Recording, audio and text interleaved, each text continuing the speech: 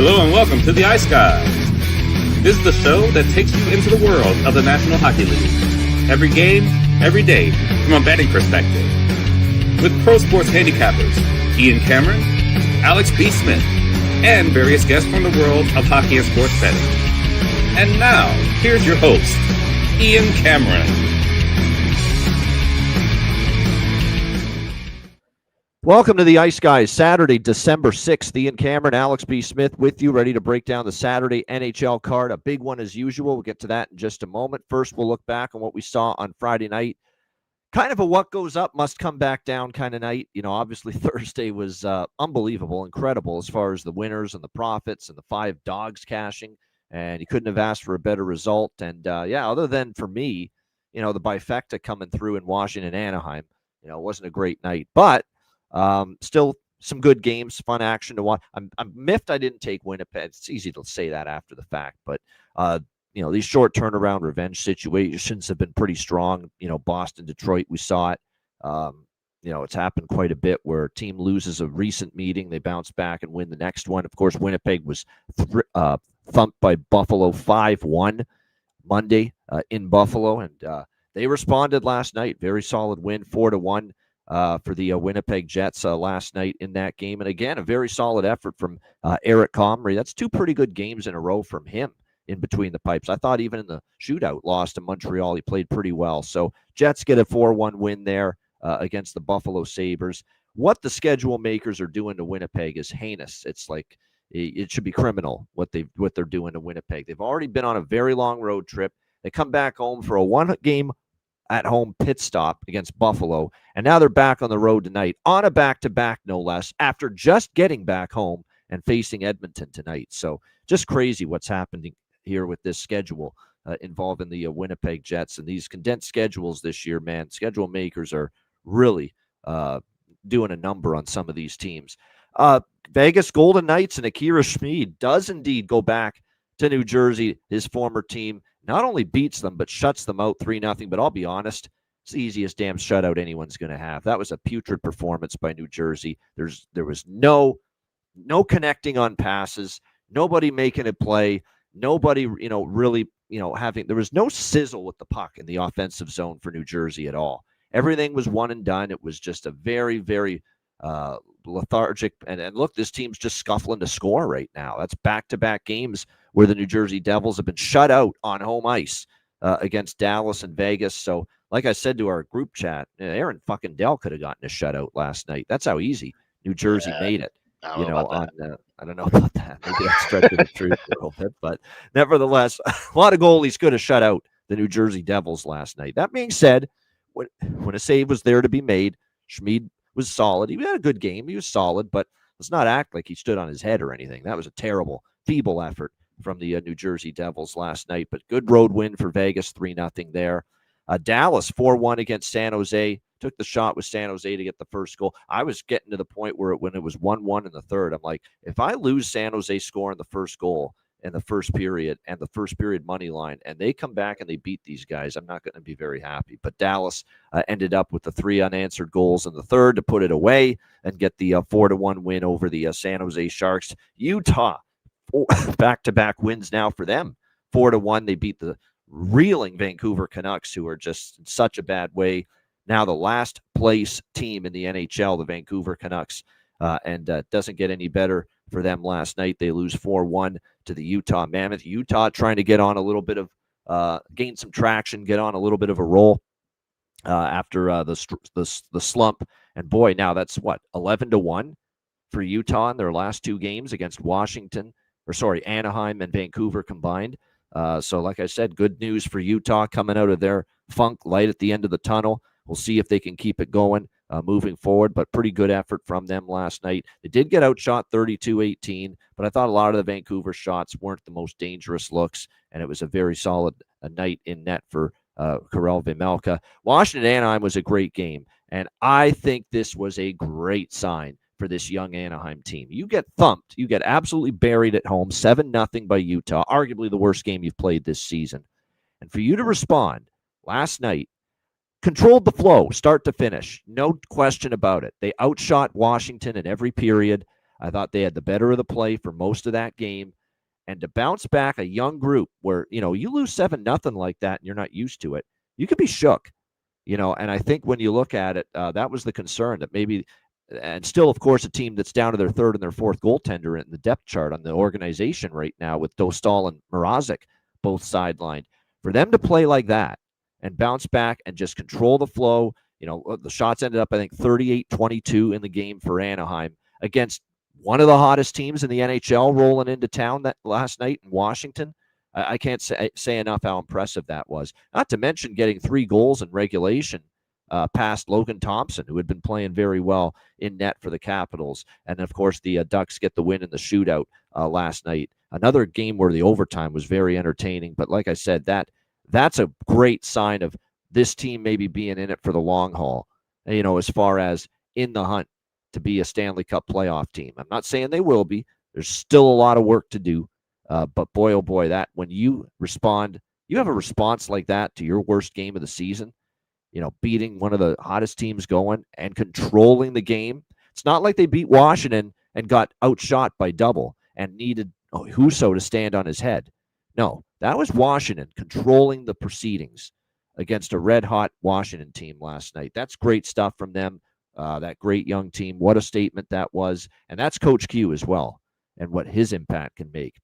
Al, you know what? You don't panic. You keep these kids loose. Don't let them get, overly emotional about that loss, 7-0. Let them know about the good things they've been doing. Reinforce that. And what a bounce back that was for Anaheim. And I don't know if they would have had a response like that under Greg Cronin. Let's put it that way. Alex, your thoughts on what we saw on Friday? No, I completely agree. That is definitely a Coach Q-led team playing their ass off in a tough spot and getting 2 points that they desperately needed, and playing against a very good team that was on a very hot run in Washington. And I wouldn't be so quick to start fading Washington off of that loss either. I know that's something we tend to do when you see a team break a streak. I wouldn't be shocked if Washington comes right back and still plays at the pace they've been playing all week long.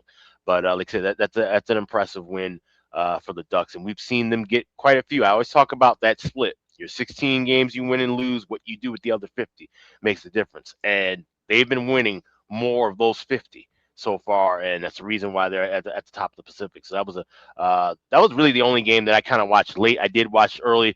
Vegas and New Jersey, the 2 goals called back in the first period just completely pissed me off. I ended up watching some college hockey, took a gander at St. Cloud State in North Dakota for a little while, but I did catch some of that Anaheim-Washington game late. Like I said, Anaheim played a fantastic game, but Washington was in there too. Sucked to see Ryan Leonard, my bargain bin, get injured on a hit that really should have been a call. There was a lot of calls, I remember Terry in the chat was saying that too.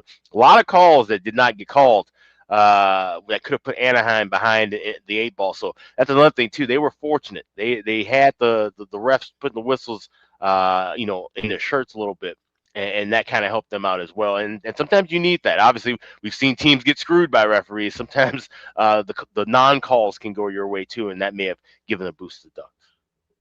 Yeah, exactly. No question. So very solid Friday as far as entertainment. Not the best for betting, but that's okay. We got Saturday's card coming up, and the Saturday cards have been doing well. That's what I've noticed this week. The bigger cards have been doing well. It's the smaller cards that have been more up and down. So we have a big card today. Looking forward to it. We got a game that's about to begin in about 20 minutes from now, 12:30 Eastern. Face-off here, Colorado Avalanche and New York Rangers. We've got it looks like as we see here. Let me just take a look at the updated numbers. It is, there we go. That's all this college basketball. I got to fucking scroll down to find it. Right. That's what's taking me so long. All this 100 and some college hoop games. There we go. Colorado minus 180, road favorites. The total here sitting at 6 across the board, pretty much here in this one. Definitely Colorado. I expect a better effort here. That was a pretty shoddy performance by their standards, the way they had been rolling against the New York Islanders the other day. It was a rough day at the office for the Avs. Defensively, not one of their better games. This is a team that had been playing excellent defense and been getting great goaltending. So to see them give up, 6 goals to the New York Islanders was definitely eye-opening. No question about that. The Rangers, we cashed a ticket with them in their last game against Ottawa, but that was more we wanted to fade Ottawa in that brutal spot. First game home off a 7-game road trip. and the Rangers got the job done. But that was on the road where they've been playing good hockey. Now they come back home where they've been playing lousy hockey. 3-9. The offense hasn't been as good on home ice. Just to get the day started, I'm on a little bit of a small Colorado team total over in this game at 3.5 at plus money. Just a small bet. The one thing I don't love for Colorado is this is a 10:30 a.m. local start in the Mountain Time Zone.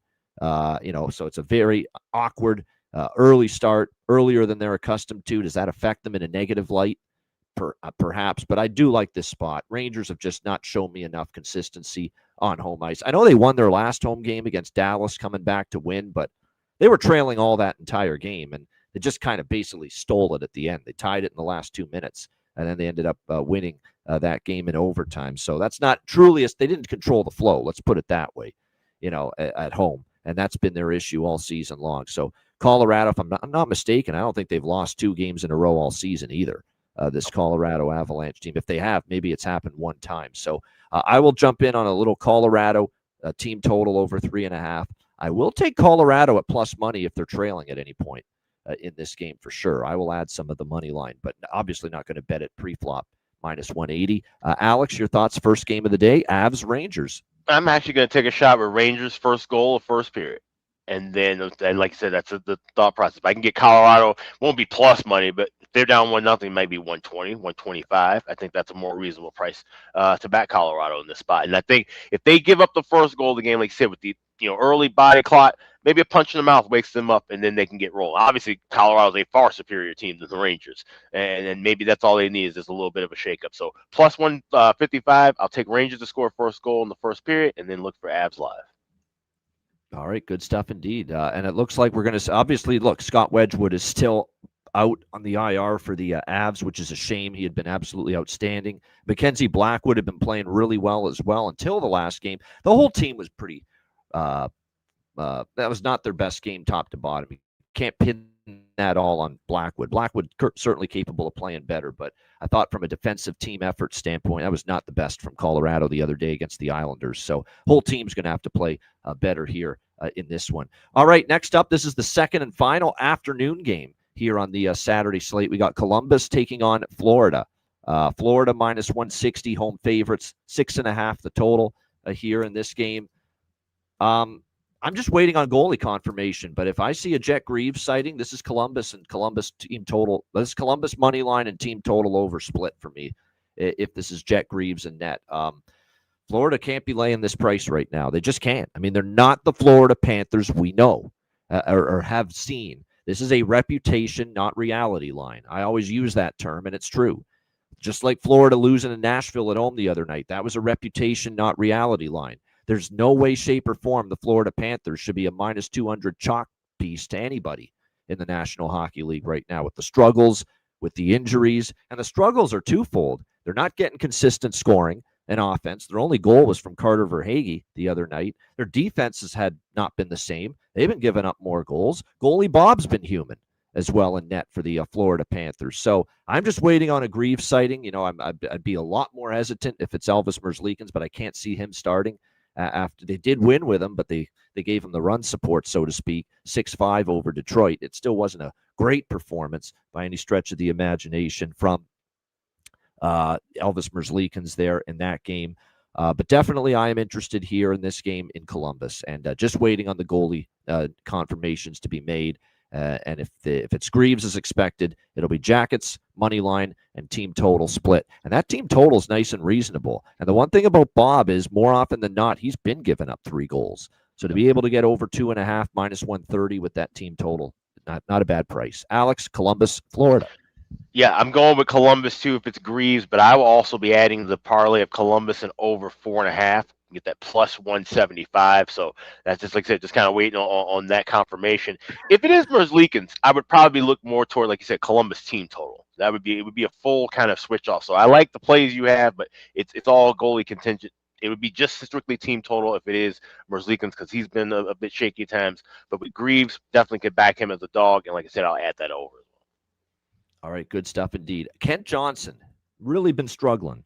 Really had a tough time of it for this Columbus team, but he finally scored the other day And you know what it's like with a guy with a very talented, skilled forward. You know, when they struggle and they finally see the puck go in, sometimes that can lead to some the floodgates opening. You know, obviously Fantilli, Marchenko, they're all good, but I think to be able to get Kent Johnson goal prop in this game and close to the plus 500 range, and just buying into that theory that it's a good, talented player that finally saw the puck go in, and now maybe can get rolling a little bit here for the Jackets. So I like taking a shot there as far as a goal prop for Columbus. Okay, those are the 2 afternoon games. The rest of the games are at night, starting with New Jersey and Boston.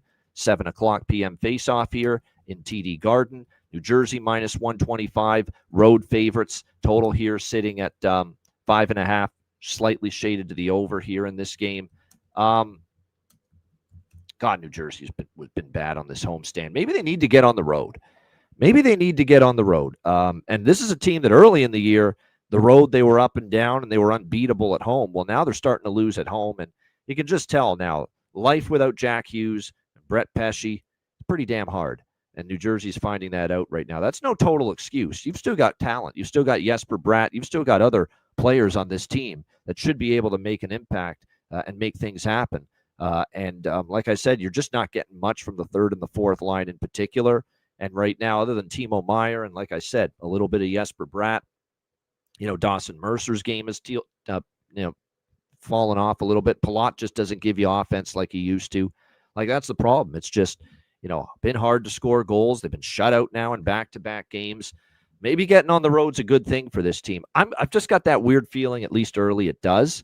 I'm going to sprinkle here on a Jersey first goal of the first period here, just to get out of that slump, to get on the road. Sometimes that's a good thing. Sometimes that's a bit of a bet on thing. I don't want to lay minus 125 on them to win the game because I don't fully trust them to win the game. But that first goal of the first period angle with New Jersey, getting on the road could do them some good.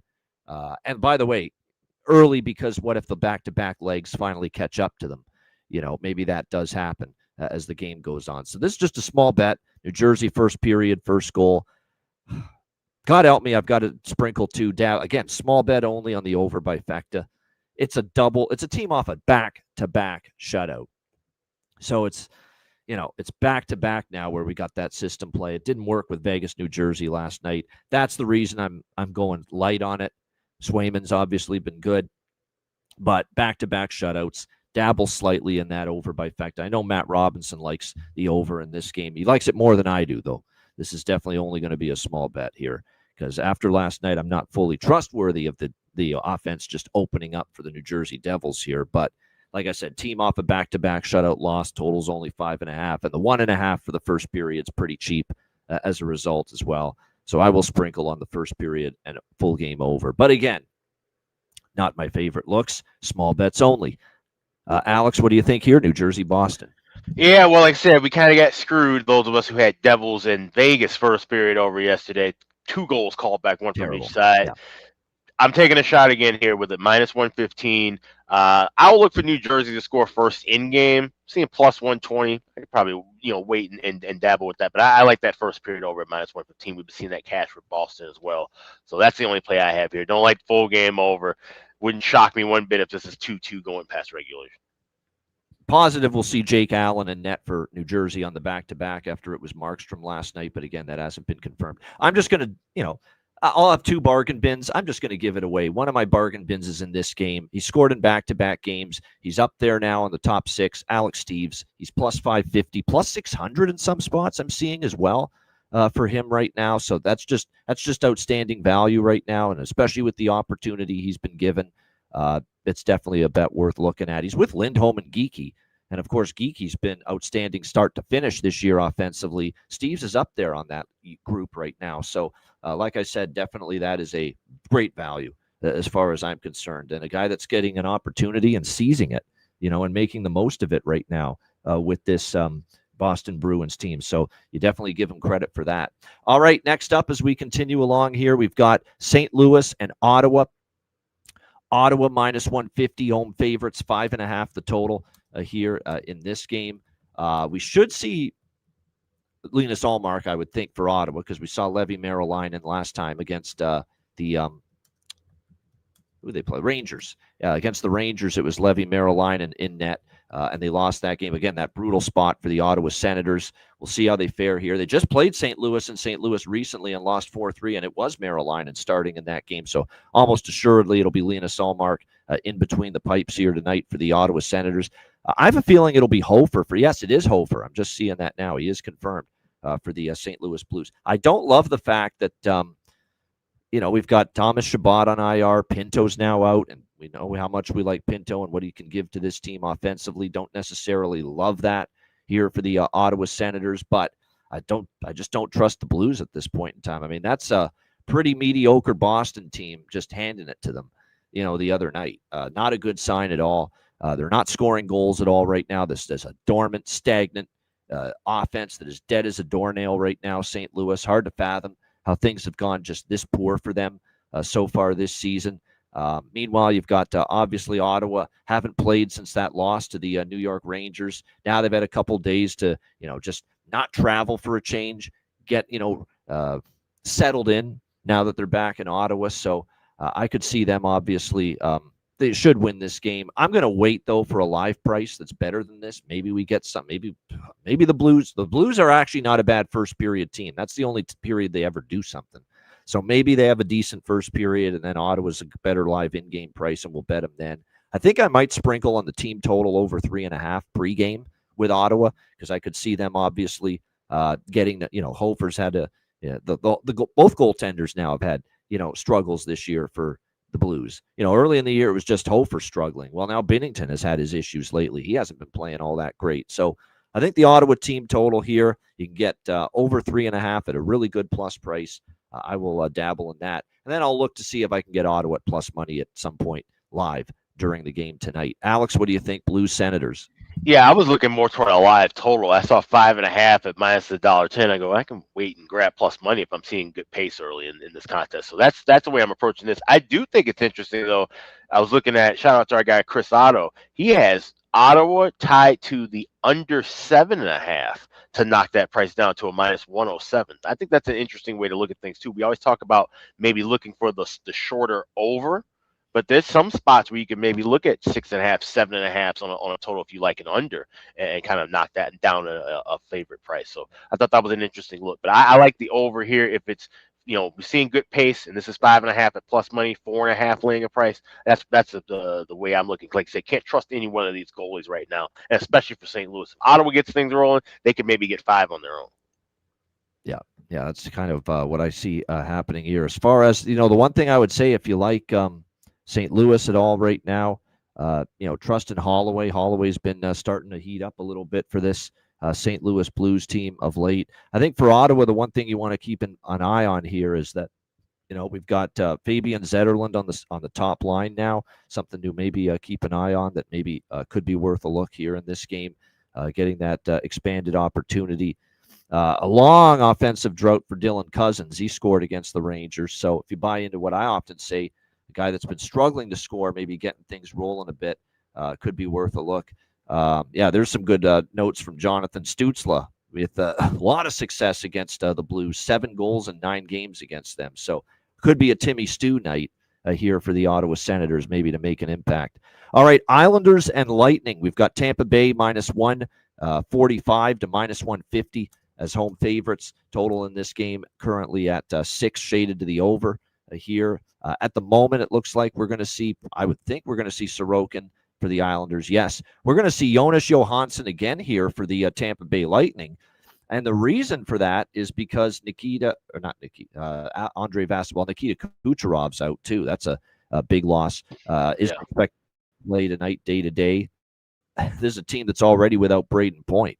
So kind of sucks, for Chernak, McDonough, Point still on IR. Now you're down Kucherov. Vasilevsky is also still out because he is dealing with an undisclosed injury. That's why John Cooper has to put Jonas Johansson in there once again. There is good news, though. There is someone back for Tampa Bay, and it is the captain, Victor Hedman. He is back for the Tampa Bay Lightning. So that is definitely some big news as far as that's concerned. I was really looking at off the loss to Pittsburgh and me not trusting the Islanders, off a win against Colorado. And not to mention, this is a second meeting in less than a week between these teams. The Islanders beat Tampa Bay, snapped their the Lightning win streak in Long Island. So you have a short turnaround revenge situation here for Tampa Bay, and these spots have been good for the team in trying to avenge the loss. Teams have been very good in this situation. Winnipeg against Buffalo last night is an example. You know, seen countless. I should have mentioned it. St. Louis, Ottawa, another one of those examples. But you know, not having Kucherov now in addition to point and Noah Vasilevsky in net, I don't want to lay minus 150. My hope is maybe Islanders surprise early. And again, just like the Ottawa game, I'd rather take Tampa live in game at a better price than lay minus 150 pregame. What I will do, just like with the Ottawa game, is wait for Ottawa live pregame, bet over 3.5 team total pregame. Wait for Ottawa live in game, bet Ottawa team total over 3.5 pregame. I'm going to do the same here. Wait for Tampa Bay at a better price live in game and bet Tampa Bay team total over 3.5 pregame. Because I do think still they can get to 4 goals tonight, because I think the incentive will be there. They're off now. That loss to Pittsburgh, back-to-back losses now, one of those being against this same Islanders team earlier in the week. So even with, 2 big offensive weapons out, Kucherov and Point, I will still dabble a little bit at least in the Tampa team total over 3.5. Alex, what do you think? Islanders Lightning. I like the Islanders in the spot. I grabbed them earlier plus 125, especially once I saw it was Johansson confirmed in net. This is a good spot for the road team, and you know, we're gonna see, you know, once again, higher prices for Tampa because yes, they've been playing well, but they've been going through, you know, a lot of changes and a lot of injuries and having to shuffle the lineups. And you know, we said that once guys get healthy, in due time they will be even stronger. But it's going to take time for guys to get back into that lineup. A guy like a Victor Hedman, for example, you know, shuffling back in. So I think the Isles are live here as a dog. I grabbed plus 125. I was 6 it. Best price available at Circa is plus 130. So shop around for that. But I would not be shocked at all to see the Isles get 2 points in. All right, liking the Islanders here to hand it to Tampa 2 times in less than a week as far as a defeat is concerned. Yeah, I mean, just when they get Edmund back, now you lose Kucherov. It's like, you know, 1 step forward, 2 steps back in the injury department here for this team. So like I said, it'll be interesting to see how it goes. Johansson's given up 18 goals in 4 starts versus the Islanders, says Jonathan. So there you go. If you like the Islanders, you like hearing that. There's no question about that. All right, good stuff. I'll lean to the draw. There's not as many draws that I love on this card. This one is not overly strong, but I might dabble in it just a little bit. This could be one of those games where we see a little bit of OT here. All right, Montreal, Toronto. We've got Nick Paul, by the way, to score a goal for the Tampa Bay Lightning. I will bet that. Toronto minus 130, home favorites, 6.5 the total in this game. Obviously, we found out an update on Joseph Woll. We knew he obviously got injured against Carolina, and we knew he was going to miss some time. We didn't know how much. The announcement was he's been put on IR. It's a week is the estimate. 1 week he'll be out for this Toronto team. So unfortunate because of how well he had been playing since he'd been back. So unfortunately now, well, it's just the way it is. Anthony Stolar's not anywhere close to coming back. It's Dennis Hildeby's net right now for the Toronto Maple Leafs. I think he was probably going to start this game regardless of the injury to Woll, but now he's definitely in. They've called up Artur Akhtiamov from the Toronto Marlies, a guy that's been, 3.04 goals against, .896 save percentage down there. Again, I'm always leery when I see those kind of numbers at the American League level, expecting, success at the National Hockey League level. It's not necessarily easy to expect that. I think when you look at this matchup here, though, with Montreal and Toronto, this is such a difficult side for me for multiple reasons. Tons of moving parts. Toronto's starting to heat up, play better, playing well at both ends of the ice. They're finally getting healthier. Matthews, Nyes, most of their blue line, with the exception of Brandon Carlo, are back. And, of course, Tanev's still out. But everyone up front is healthy now. They've really bought into playing better defense during this stretch. That was an excellent win against Carolina, 5-1 on Thursday, following up the win against Florida, albeit Florida struggling, but still to beat the Panthers in Florida is a good win, even if they've had their issues. Toronto, I don't want to step in front of them, but this is that off the home road trip spot, and teams have been awful in these situations, brutal as far as getting back home off a a road trip of any sort of length, any sort of size. Toronto's been on the road since Thanksgiving. Thanksgiving over a week ago. So this has been a decent-sized road trip. The good thing is it hasn't been the extensive, travel, and they haven't been flipping time zones like crazy, like some of these teams have had to do on their road trips. So that's been the one good part about it for Toronto. But still, it's a difficult situation here coming back home off that kind of road trip. And they just got buried by Montreal recently 5-2, and that was when the team was just absolutely crushed and depleted by injuries, in that game. So I know they're going to want to they've obviously talked about it. Matthew Nye said it yesterday. We know we lost to these guys in Montreal. We want to get them back. So it's a very, very tricky game from a side perspective. There's elements that say Toronto, you want to ride the hot hand here. They're playing great. They found their team game again. They found their team identity again. Austin Matthews and Nyes were excellent in the last game. They're playing with looking to avenge the loss to Montreal earlier this season, but it's that first game home off a road trip spot, and that points to Montreal here. So very, very tough for me to get involved from a side perspective. Total 6.5. 6.5s right now with Toronto seem high because they're playing better defensively. These games aren't getting over the 6.5s lately for Toronto.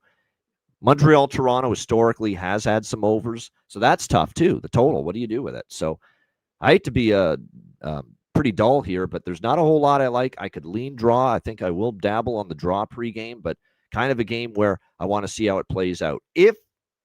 Again, this would be a great bet if Toronto was not coming off the road trip, but Toronto has been unbelievable. Do you know that Toronto has scored the first goal of the game on their first shot of the game in 4 straight?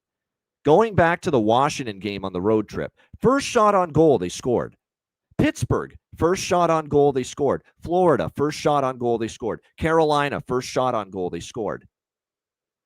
4 straight games, not just where they've got on the board first and scored the first goal of the game, but they've scored the first goal of the game on their first shot of the game. So if you want to ride that, it's a 4-game streak with that. Maybe Toronto first goal, first period.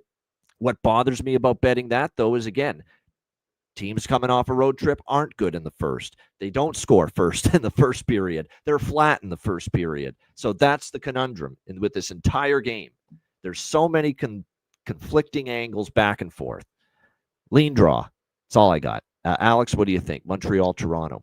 It's a pass. I was going to wait to jump in live. Like I said, first period over. I like that, possibly as a pace, but I'm not laying 155, 160 pregame. I'll certainly be waiting for that price to drop down. And like I said, it's just weird spots. Like I said, a lot of confliction, and these are 2 rival teams, so you never know what you're going to get until the puck is dropped. This is a matchup where I often seems like we've had a few bet casts where these 2 teams have played before too, and then these are matchups where I like to just wait live and see what happens with these 2 clubs. So that's the way I'm taking it here on a big card.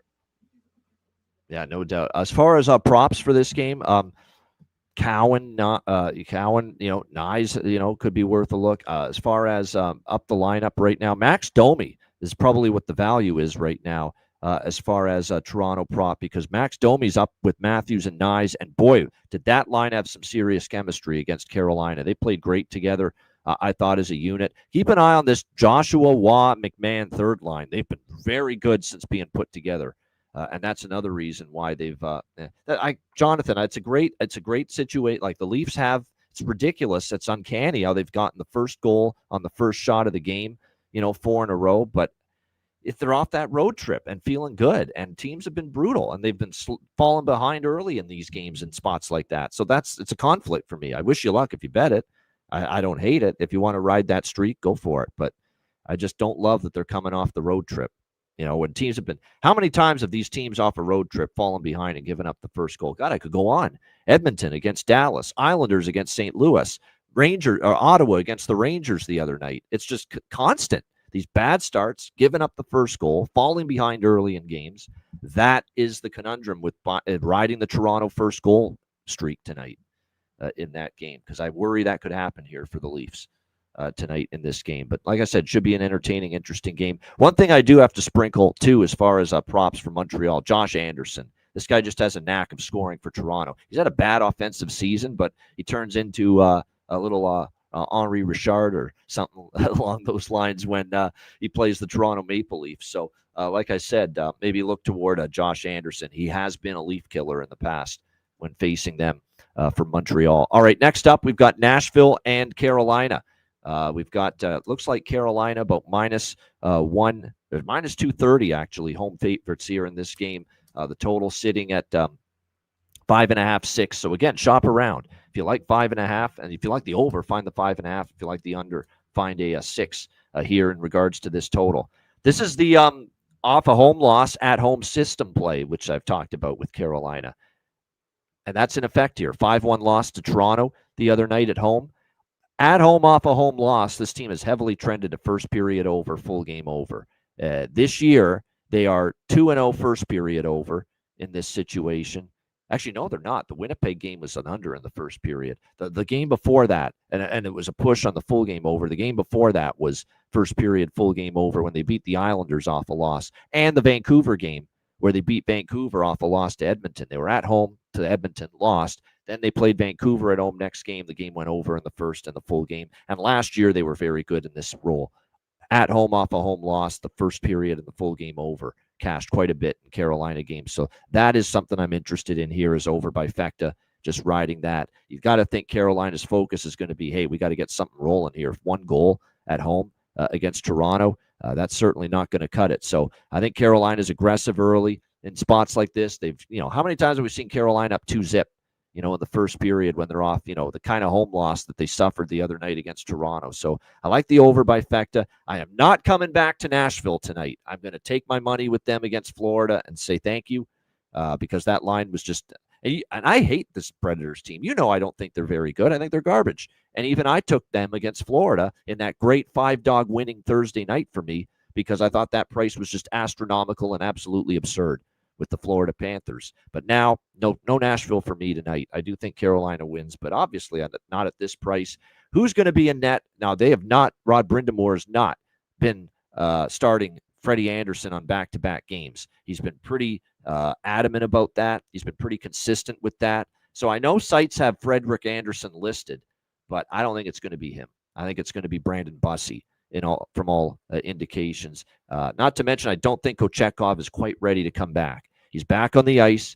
He's, getting involved in some drills again, but I don't think they're ready to put him back into game action quite yet. So my guess is Brandon Bussey starts tonight, but again, that is not confirmed as of yet. So for me, over by Fecta is the only thing I got pregame here in this one.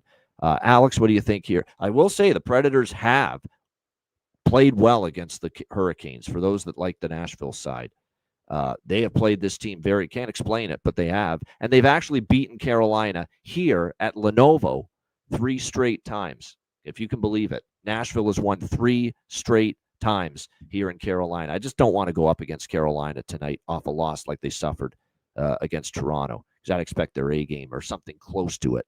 Alex, what do you think here? Predators, Hurricanes. I kept it simple, and I grabbed the draw at plus 370. We're getting an inflated price, and like you said, this could be one of those spots where we've seen the Canes in a game like this where, they should win 4-1, win 5-2, and then all of a sudden, like I said, they're a little sluggish. They let Nashville get out to a lead, and then they have to kind of claw themselves back into it. Next thing you know, this game ends in an overtime or a shootout. So I will be taking the draw here, plus 370, and maybe look for some looks in game as well, anything towards Carolina. Suddenly, Nashville's 5-1 to the over as well in their last 6 games. That's been a combination of the offense has been a little bit better, and the defense and goaltending is still, night to night. You're never quite sure what you're going to get from it. I think Steven Stamkos heard the trade rumors involving him because suddenly he's starting to percolate offensively. He's scored in back-to-back games for the Nashville Predators, including the game winner in overtime against Florida on Thursday night. So what I would do here is maybe look towards Stamkos here as far as a goal prop, maybe spotlighting himself maybe for a potential deal. His name has definitely been bandied about as far as trade rumors are concerned. So like I said, all of a sudden he's been picking it up a little bit. I think for Carolina, as far as props that I'd be interested in, Seth Jarvis has been pretty strong. Even Gostisbehere from the blue line has scored in 2 of the last 5 games, and you're getting one hell of a price. He's shooting the puck quite a bit. I think Jackson Blake has been noticeable every single time that we have seen Carolina plays, so maybe you look toward him as far as props go as well. For those of you that are into college football, there's potential for chaos with this playoff scenario, because especially if a certain team called the BYU Cougars wins and they are up 7-0 on Texas Tech, this whole playoff thing goes haywire if BYU wins. Yep. It opens the door for such incredible chaos. Who's going to get those last spots? So, like I said, that is definitely something to keep an eye on for those of you into college football. So just wanted to make mention of that. All right, next up, we've got Utah Mammoth and the Calgary Flames. Calgary, minus 115 to minus 120, home favorites. The total here sitting at, looks like 6, shaded to the over at most spots. You can't bet everything, and for me, this is the won't bet it game. Don't even love watching it, quite honestly, here with Utah and Calgary. Calgary with a nice win. This is the one team off a road trip that did get it done, against Minnesota the other night. Solid win for them. Terrible effort that was from the Minnesota Wild, which John Hines, rightfully so, criticized them for after the game. But you got to give Calgary some credit for that performance. Looks like tonight, Vitek Vanacek on a back-to-back for Utah is what we should see in net. With Vejmelka getting the nod against Vancouver last night. I don't trust Vanacek. His numbers have not been great. I remember him getting the hook the last time we saw him against the San Jose Sharks in that 6-3 loss, and he gave up 3 goals. Actually, no, he came in relief for Vejmelka in that game. Still gave up just 3 goals on 21 shots, which isn't great. 2-5, 3.11 goals against, .869 save percentage here for Vanacek on the season. I'm seeing Devin Cooley listed as the goalie, but I don't know if that's going to be the case. I mean, Dustin Hungry like the Wolf. Dustin Wolf was in net against Minnesota, played very well. I'd be a little bit surprised, at least, if they don't roll back to a Dustin Wolf again coming off a start like this.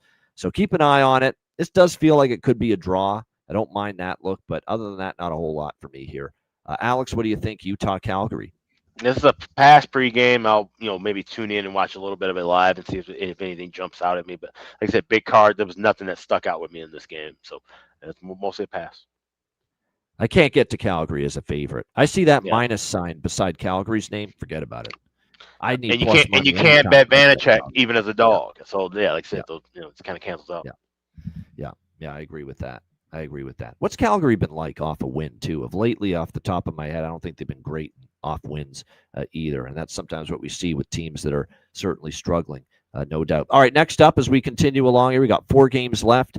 Chicago and Los Angeles, part 2 in LA.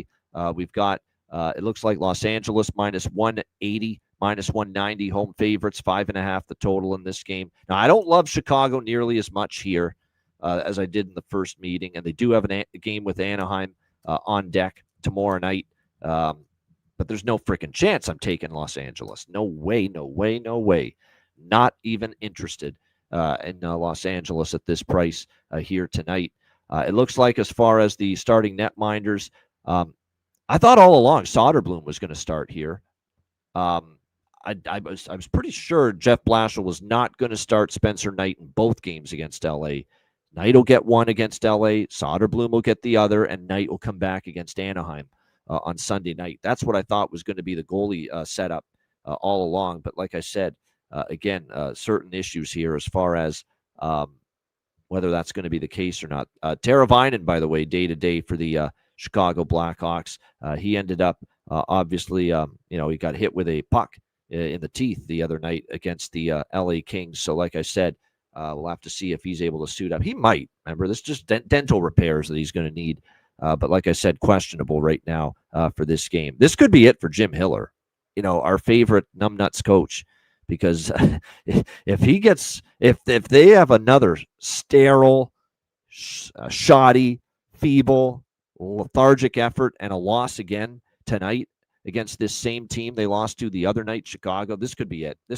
And I have heard things now. There's been multiple reports that there have already been discussions with Ken Holland with Peter DeBoer, about just, would you be interested in maybe this job if it becomes available? And Peter DeBoer dug in his heels and said, you better pay me, motherfucker, if you want me to be here. And that's what it said. He says he's very happy right now taking a little break from coaching, and he's just not going to, just, oh, yeah, you want me to coach? Sure, I'm in. Let's go. No. He knows there might be better opportunities down the road if he waits. He knows that, I don't think he loves the whole scenario and how this thing's being run right now with the LA Kings. I don't freaking blame him one bit if he feels that way. So like I said, I think this could be a situation where he might just be thinking, you know what? I don't know if this is the gig that I want right now. I might hold out for something better. And if these guys really want to make me the next head coach of the Los Angeles Kings, they better pay me and they better sweeten the pot in order to make it happen. That's kind of where I think Peter DeBoer's head is at right now, where his thinking is as far as that's concerned. But there's no doubt multiple reports have said that Holland's been in discussions with DeBoer about possibly taking over for a dismissed Jim Hiller, even though obviously that move has not been made yet. Could be made after this game, in my opinion, if Chicago beats them again. But like I said, there's just something about this spot. I don't love it with Anaheim tomorrow. This complacency set in for the Young Hawks. They already beat him the other night. But I'll tell you this, it's a Chicago or pass game. No question about it. There's no chance I'm taking LA at this price ever against anybody. Alex, what do you think here, Chicago, LA? I did take a small sprinkle with the draw here. And like I said, still waiting to see on goalie confirmations because it's interesting that you're seeing Knight listed, but I still wouldn't be shocked if this ends up being a Soderblom start. Like I said, definitely keep an eye out for that. But I could see where LA's got to fight hard in this one. And the draw should have really come through in the last game. Like I said, that 6-on-4, all the time in the world and chances that LA had, they just couldn't do anything, couldn't get any solid solid shots off on Knight in that last couple of minutes, that 90-second frame. This definitely feels like it could be a game where maybe the Hawks, like I said, you've been in LA for a couple of days. You've got the bigger matchup, I would assume, with Anaheim on deck, team that you've already played really tight in the last couple of meetings. This one could maybe be a game where it feels kind of tight, kind of close, and goes to overtime or even a shootout. I don't even have an overtime game winning bet in this one. I'm just strictly going with the draw, and I'll add anything on, like I said, once goalies are confirmed, and then, of course, watching this game live. I mean, this is a spot where they're supposed to have a hell of a start. LA, come out of the gate storming. Come out of the gate storming in this game, and I actually don't mind what Aaron's thinking, the over here. Sneaky. Because sometimes I like that. Back-to-back games. The first game was an easy under, 2-1 the other night for Chicago. And especially if it's Soderblom and net, I'm gonna maybe take a shot at a very, very cheap 5.5 to the over. But again, I'm waiting on that. I don't want it with Knight. I'd be interested in it with Soderblom. And sometimes I like that, where other game, low scoring, quick turnaround, we see the goals come in next time. And LA's got to start fast. You got to be on your toes. You got to throw pucks at the net. You can't be fiddly fooling around, tiptoeing your way into hockey games like they've done the last two games at home against Washington and Chicago. That's what's got them in trouble. We've talked about this all week. They only show up and start playing hard and playing their best and playing aggressive and on their toes when they fall behind. LA, that's been their pattern. They have to be punched in the mouth for them to wake up and play, better. And that's gotten them in trouble. You can't play catch-up hockey all the time. And LA is doing that way too much. No doubt about it. All right, next up, we continue along here. We got Detroit and Seattle. Detroit minus 130 road favorites, 5.5, 6 the total in this game. Matt Robinson talked about this, and I brought it up because I know Matt brought up this game and the total in this game.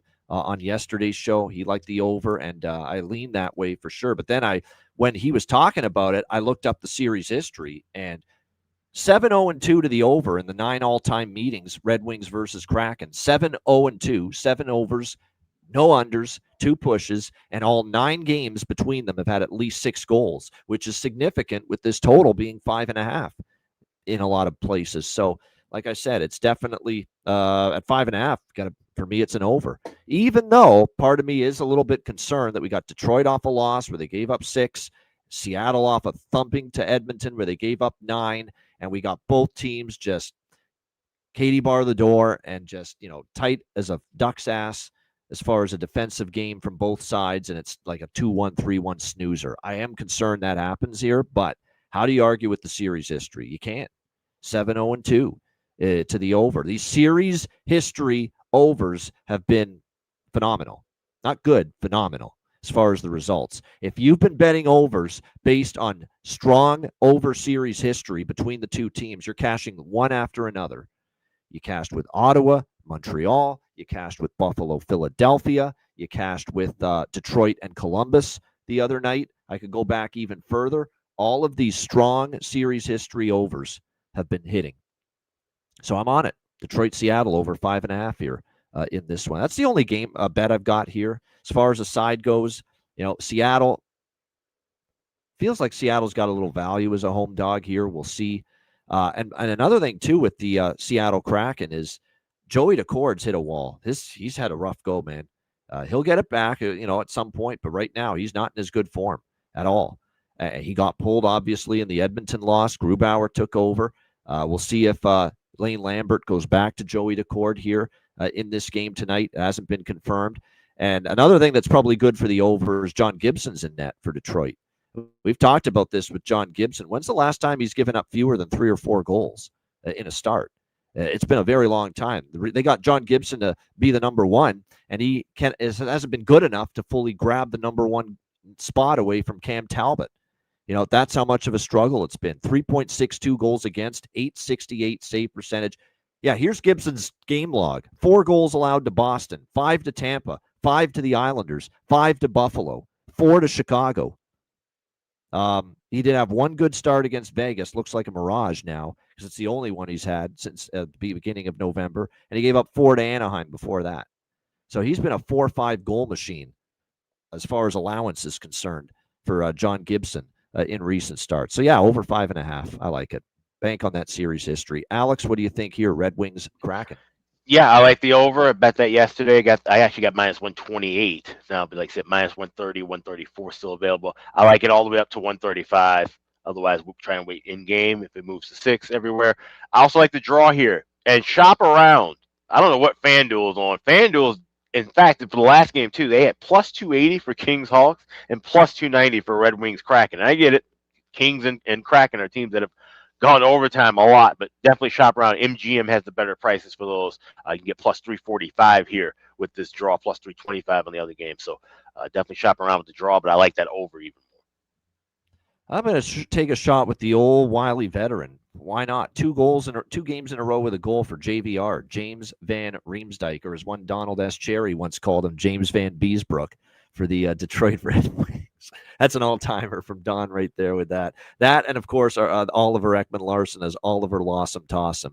I think those were like 2 of his absolute best name butcherings in the course of his coach's corner career. But yeah, definitely James Van Beesbrook, JVR, James Van Riemsdyk, I think might be worth a look here as far as goal prop, plus 700. And again, he scored in back-to-back games here for the Detroit Red Wings. So maybe a shot there with that. Okay, let me just double check here on a couple of things. Yeah, we don't have the goalies for Seattle confirmed anywhere yet. This does not impact my decision, though, on the total, whether it's Decord or whether it's Grubauer. I do still think the over is that decision would not influence me to not bet the total. Let's put it that way. All right, next up, we've got Minnesota taking on Vancouver. It's Minnesota minus 145 road favorites, 5.5, 6 the total here in this game. I bet this overnight because I figured the line could only go up, and at least at the time when I bet it, it was still below the threshold, if you will, because I don't lay more than minus 150.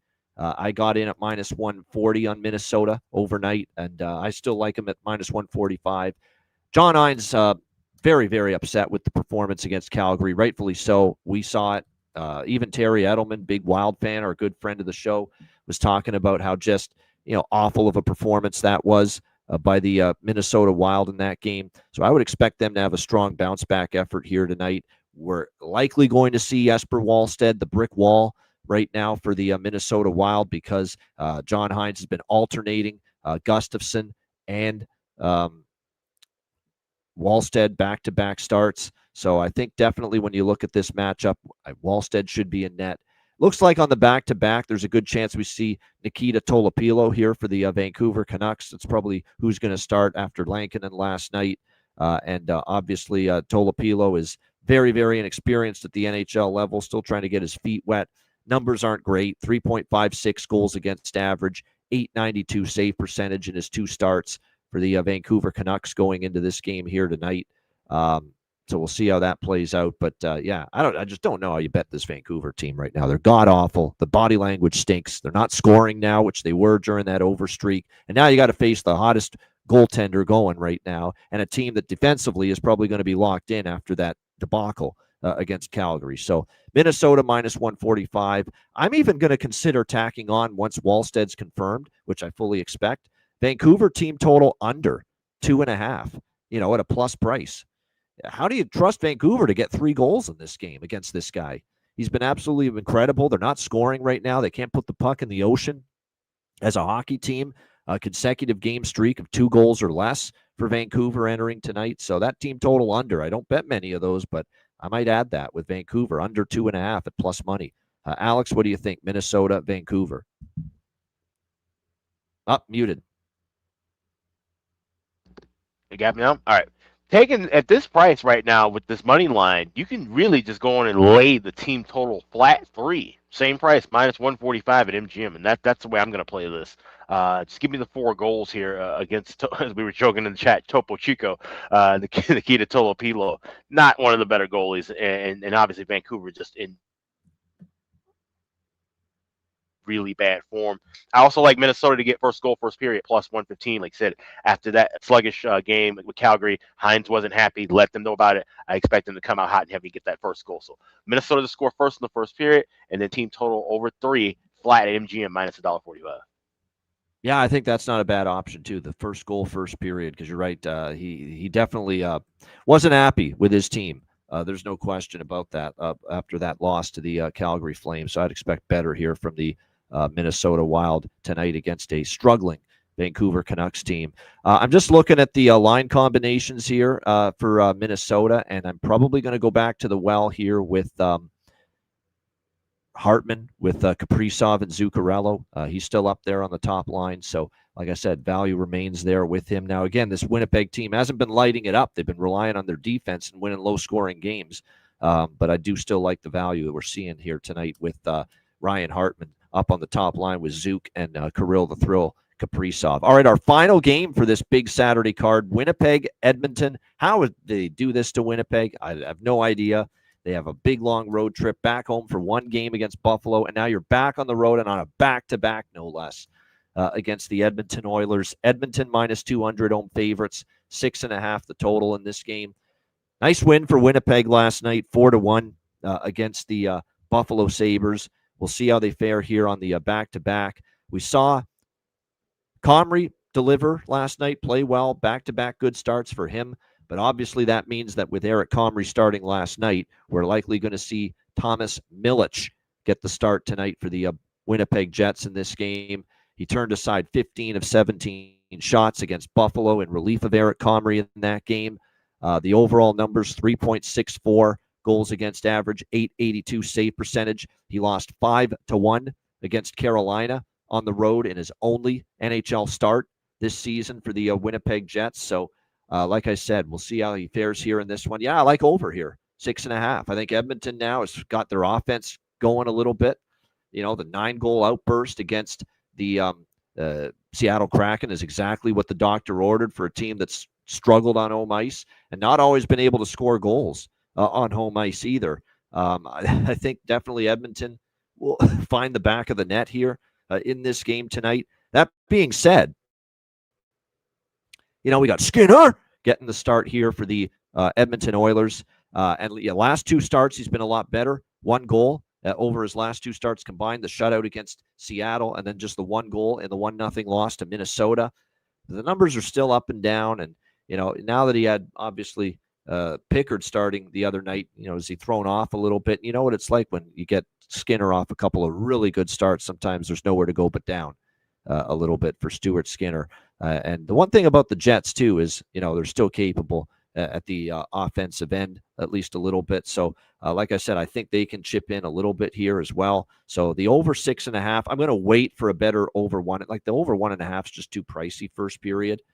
So I'm not turning it into a bifecta pregame, just the full game over 6.5. I do lean to the Oilers team total over 3.5 here as well. I do. Might get involved with that, but I think Winnipeg's going to chip in as well. So I like that full game over. So maybe a smaller look to the Edmonton team total over as well. Alex, final game on the board. What do you like in here? Jets, Oilers. Once again, kept it simple. I went with Jets first goal of first period plus 155 because we've been seeing that trend with Edmonton giving up first goals at home. So anything else I add will be in game live, but I'm definitely liking that as a pregame play. Yeah, I didn't bet that tonight, but it's still 7-2 in the last 9 Edmonton home games that they've given up the first goal of the game. And it's been in the first period. 7-2. Obviously, it didn't happen against Seattle, but still, long term, they've had a propensity to give up the first goal of the game here on home ice. So I don't mind you taking a shot at all with. And by the way, Winnipeg, we expect them to have their legs early, and then they dissipate as the game goes on. That's usually how it works here with the back-to-back situations. As far as props go for this game, I mean, it's hard to bet anyone but Velarde, Scheifele, and Connor right now. Those are the only guys really consistently contributing at the moment, but they are playing good, but they're not getting tons of depth contributions right now as far as scoring.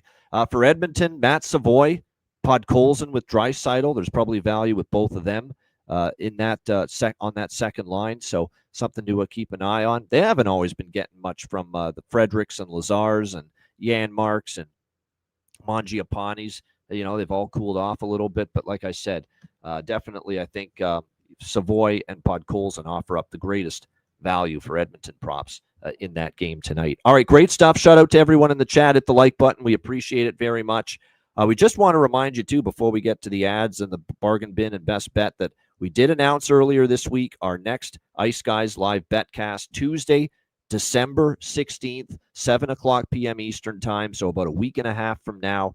It's basically going to be the Ice Guys Christmas party. That's essentially what it's going to be, about a week before Christmas. Our last betcast of the year, free for all, open to the public. So make sure you join us for that. Tuesday, December 16th, 7 o'clock p.m. Eastern time. Of course, check out wizardsportspicks.com. I'm there, Alex B. Smith, Matt Robinson, tons of great handicappers, a great roster, tons of great streaks going on right now. It's certainly been an awesome week on the site for me with NHL, and college basketball has been great on the site as well. So make sure you check it out, wizardsportspicks.com. I will be doing the Beyond the Lines video for Sunday, so check that out as well on the YouTube channel. And, of course, patreon.com/iceguys, $10 per month. Goalie charts, totals charts. Of course, plenty more as far as bonus content, more exclusive live betcasts coming up in the new year. And, of course, every single day, our daily betting card gets posted. Sides, totals, player props, posted each and every day on the Patreon page. So what are you waiting for? Get on board if you haven't already. Your subscription and membership goes a long way to supporting the show and keeping it going long term. So check it out. $10 per month, patreon.com/iceguys. And also check out the Ice Guys store, iceguys.myspreadshop.com. 2 days left to save 20% off as part of Cyber Week. 20% off everything. You hit the redeem button at the homepage, add your items to your cart, and 20% will be taken off the checkout. Don't miss out. If you order standard shipping now, you should be getting your items between December 12th to the 15th, and express shipping will be there as early as the 10th. Don't want to delay if you want to get things under the tree in time for Christmas. So 2 days left, 20% off right now at iceguys.myspreadshop.com. Yeah, make sure you order now. You want to make sure you get your gear and your merch so you can put it under the tree for Christmas Day. All right, bargain bin special of the night and best bets coming up right after we hear from our great Ice Guys sponsors.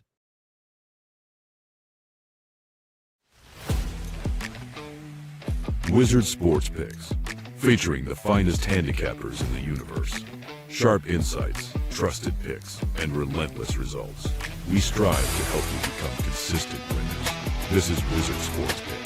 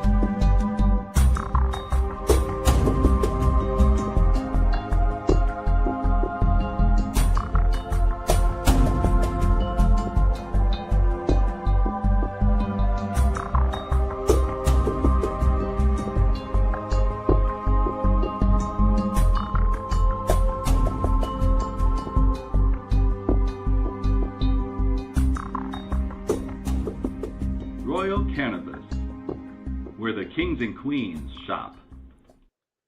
Check out all our great sponsors, including, of course, Royal Cannabis, royalcannabisshop.com, 20% off with promo code Ice Guys. All right, bargain bin special of the night for this huge Saturday slate. I've got two. I already mentioned one of them earlier, Alex Steves for the Boston Bruins. But Alex, we'll start with you, bargain bin special of the night.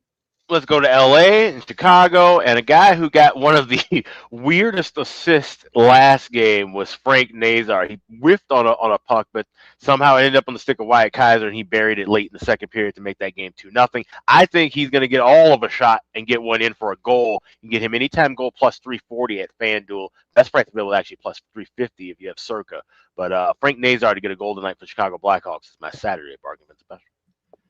All right, there you go. Frank the Tank, Frank Nazar for the Chicago Blackhawks for bargain bin special of the night for Alex B. Smith.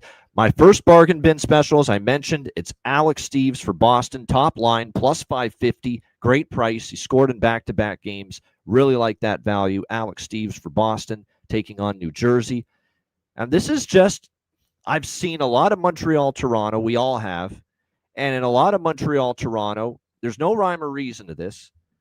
Josh Anderson just has a habit and a knack of scoring goals against Toronto. He That's just true. Really, really does. It's hard to explain it, but he has really had a lot of success versus the Toronto Maple Leafs, and it would not shock me to see him find the back of the net tonight again. Now, even though he hasn't had a great offensive season, you know, he has done significant damage. He is a 42% goal scorer against Toronto in his career.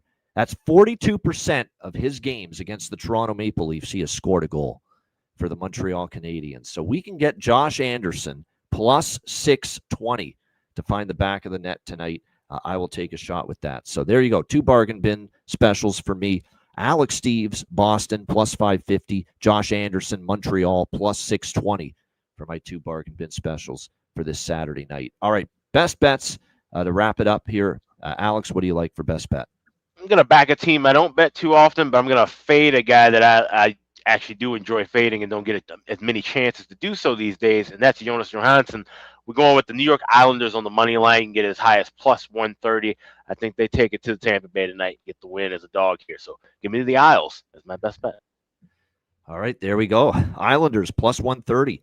Best bet for Alex B. Smith. And there it is from Jonathan backing up the numbers for Josh Anderson. 16 goals in 39 games against Toronto, 2 this year for Anderson against the Leafs. So, yeah, 620, great price. All right, bargain, best bet, I should say, for me. Well, finally, you know, we missed with an over last night with the Vegas-New Jersey game. But I'm going to stick with another over as a best bet tonight. We're going to go to Detroit and Seattle. Let series history do the talking. These bets have been cashing, the ones that have had dominant series history between two particular teams. And with Detroit and Seattle, it's 7-0-2 to the over in 9 games all time. And all 9 games have had at least 6 goals. So to be able to get 5.5, it's a bet worth making. Detroit, Seattle, over 5.5, minus 130 for my best bet here for this Saturday NHL card. Shout out to everyone in the chat.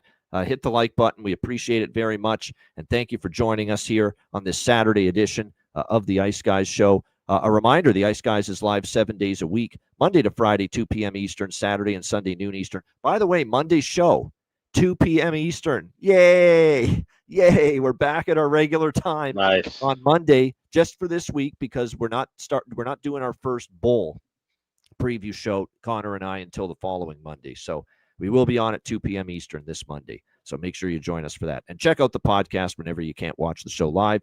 For Alex B. Smith, I'm Ian Cameron. Have a great Saturday. Enjoy the games and good luck. And we'll be back Sunday, noon Eastern, for another edition of the Ice Guys.